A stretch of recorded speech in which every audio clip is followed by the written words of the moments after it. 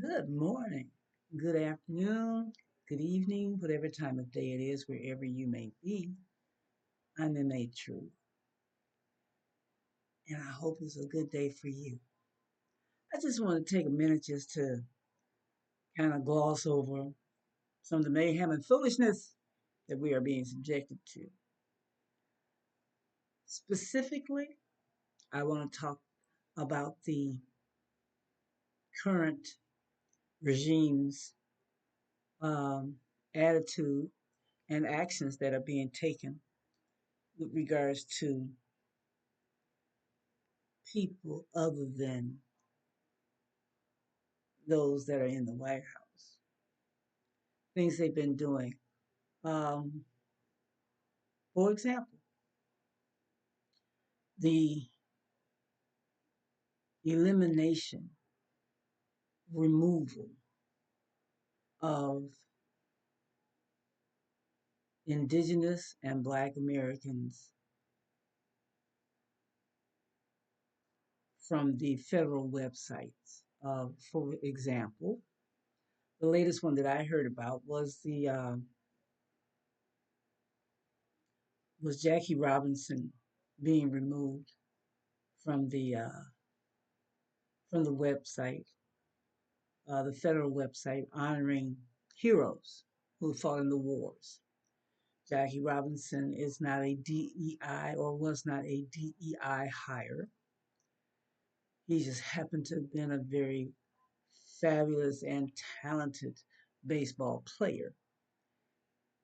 Prior to that particular profession that he got into, he was in the war. What war was it? World War II, I think. And he was a hero. And this morning, well, I don't think it was this morning, but one morning on MSNBC, uh, Joe Scarborough and Reverend Rev spoke about the removal of him as well as others. There's a uh, American Indian who was a part of the that group that did the code. They were called the Code Talkers. They spoke in their own native language, which prohibited the enemy from being able to decipher what the hell they was talking about. So they were able to scramble and do a lot of good in taking some ground during the war. Bottom line is that uh, the Tangerine Tyrant is hell bent on erasing history of others incorporated into the American story. Anything other than white, they want to erase. Sorry to tell you this, but we are all mixed up in the so called American story. It's the story of the United States. I personally want to make that clear from my own standpoint. I refer to it as the history of the United States, not of the continent of America. The United States happens to be on the continent. I don't think that the indigenous peoples of the Americas are racist. I don't think that they are inherently evil. But those who came here from across the pond came with the intention to destroy what was already here for their benefit. You didn't discover the Americas. The Americas were already here. Okay. So you can't discover something that folks is already on. Okay. You came over here and then you destroyed the people, the indigenous peoples of the land. You tried to take them out and blankets full of the smallpox virus that were brought over. And you gave that to the indigenous people. Here are some blankets. Know full well it would kill them because their immune systems had not been exposed to that bullshit that y'all brought across the pond before. When you look at history, his story, and you start to see the little gaps and the holes in the story, and as you dig deeper, you start to realize, hey, we've been lied to. You know, things that we've been told have been lies. And the greatest imitators of the world have taken over, just taken over what is not rightfully theirs. You don't have to hate.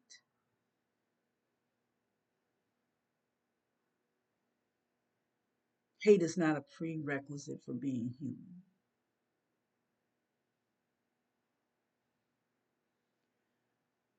I am bothered, for lack of a better word, by the degree of hatred, meanness of people towards others. Why? Why? What y'all mad about? Who did it to you? Tangerine is a perfect example of a individual who was not loved from the very beginning. Evident. He hates women because he hates his mother. You know, the stories that were have been shared with regards to his mother. She was a sickly woman, and she didn't have the physical strength to be bothered with these babies she was giving birth to. And I, as an intuitive, would venture to say that you know your child, what you bring forth, and you know whether or not it's right or not. I would venture to say that probably she guessed he wasn't about shit. Maybe she just didn't want to be bothered with him. But this is a hurt individual, and hurt people hurt with all that he supposedly has from a materialistic standpoint. The one thing that he does not have sincerely is love. Nobody loves him. He's not loved. Many fear him. He's nothing but a mere man. Puts on his pants one leg at a time. His money is his what? Strength. His wealth is his strength. Anybody who has money can do things that those who don't have it can do. But to be mean, to be spiteful, is just, it makes no sense. Removing people of color, the terms that we use nowadays. You ever think about that? The terminology, the words that we use so that we can get past some of the hiccups and glitches that are running these systems that we use to share our messages. People of color. It's not a race. These are all social constructs that we use for lack of being able to communicate with people otherwise. I would simply say to you, be mindful of the environment that you're in, that we're all in. It affects each of us differently, but we're all in this environment, this environment that thrives off of fear. It wants to make you afraid. Don't be afraid. There's nothing to fear. Who was it who said it's nothing to fear but fear itself? No, we're not fearing fear because fear is nothing more than false evidence appearing as real. It ain't real. I've had the opportunity to take a few days off of the gravy train, and in doing so, I kind of did a deep dive within me because I wanted to check myself and see what was going on, you know. And as I looked at things around me, especially when it comes to um, like politics, okay, just be simple, just the easy way to do that. Especially when looking at that, the things that are going on outside of my immediate environment, and it looks like I'm watching shit on a stage. It looks like it's a clown show, and I'm having a hard time, a challenging time, in reconciling that. And it's like this shit ain't real. This cannot possibly be 100% legitimate. It looks what we look at every day to me looks like a movie. I'm sitting back and I'm watching this movie unfold, and I'm trying to figure out, well, why are folks acting like that? Why they this? Why they that? Wrong question.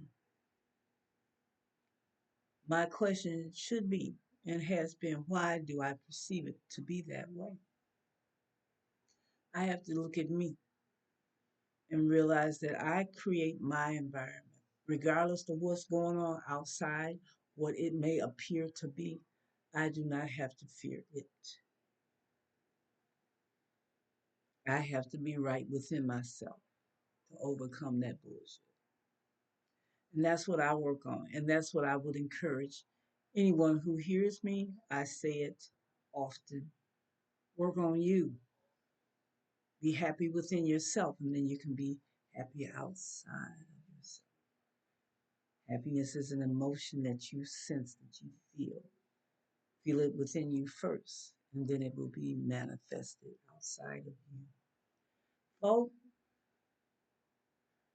the BS that's going on, the hatred that's going on, folks have forgotten their purpose, I think. Um, and those that sit in these political offices have truly forgotten uh, how they got to where they are.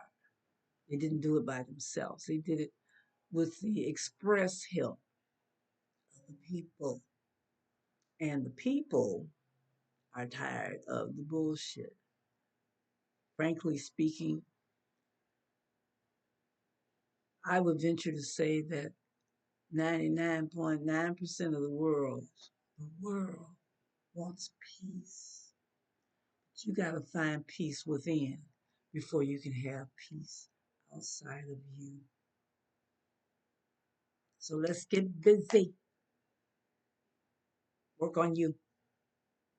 Work on within so that you can radiate without. Shine your light. Don't buy into the bullshit and anybody else's drama. That's their drama. That's what they choose to live in. You don't have to live in that. I don't choose to live in that. I choose to share the word of peace within her. The shit that we looking at, is it crazy? You damn right it's crazy. Ain't nobody seen this before. Or have we? Ah. There's nothing new under the sun. Attitudes, prejudices, biases. There's nothing new under the sun. However, we can change it. by changing ourselves. This is MA Truth. Thank you for allowing me to share my little thought processes with you. Have a magnificent day. I'll holler at you again real soon. Truth out.